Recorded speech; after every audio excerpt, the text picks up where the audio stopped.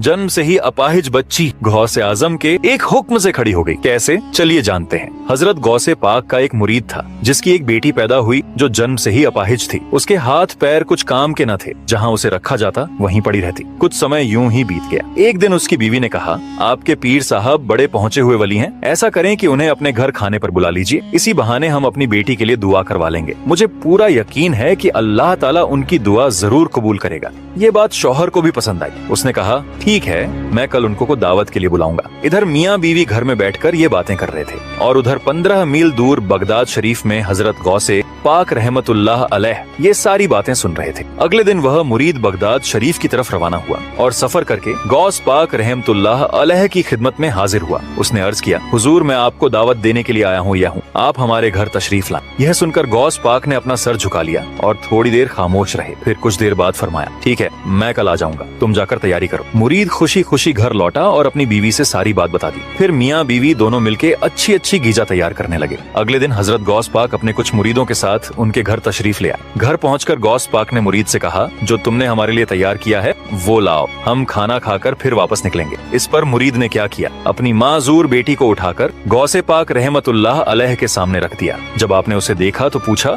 यह क्या है? मुरीद ने बहुत आजी के साथ कहा, हुजूर ये मेरी बेटी है जो जन्म से ही माजूर है, आप या तो इसके लिए दुआ कर दें कि यह ठीक हो जाए या फिर ये मर जाए। यह सुनकर गौसे पाक रहमतुल्लाह अलैह अल्लाह की बारगाह में दुआ की। फिर आपने उस बच्ची से कहा, कुंबी जनिल्लाह, यानी अल्लाह के हुक्म से उठ जा। इतना कहना था कि वह बच्ची तुरंत खड़ी हो गई। मियाँ बीवी दोनों अपने बच्ची को चलता फिरता देखकर बहुत खुश हुए। फिर मुरीद ने कहा, हुजूर एक बात बताइए, जब मैं आपको दावत देने गया था तो आपने थोड़ी देर खामोशी अख्तियार की थी, उसका राज क्या राज था? इस पर गौसे आजम रहमतुल्लाह अलैह मुस्कुराते हुए फरमाए, जब तुम दोनों अपने घर में बैठकर मुझे बुलाने की बातें कर रहे थे तो मैं यहाँ बगदाद में बैठकर वो सारी बातें सुन रहा था और मुझे ये भी पता था कि तुम मुझे किस मकसद से मुझे बुलाना चाहते हो। इसीलिए मैंने अल्लाह की बारगाह में खामोश होकर अर्ज की, या अल्लाह, अगर तूने इस बच्ची की शिफा मेरे हाथों में रखी है तो मैं इसकी दावत कबूल करूंगा, और अगर नहीं रखी तो मैं इनकार कर दूंगा। तब अल्लाह ताला ने फरमाया, बेशक मैं हर चीज पर कादिर हूँ और तू मेरा अब्दुल कादिर है। सुभान अल्लाह। दोस्तों, अगर आप भी गौसे आजम के सच्चे दीवाने हैं और ये वाकया आपके दिलों को छू गई तो दिल से लिखिए सुभान अल्लाह और लाइक सब्सक्राइब जरूर करें।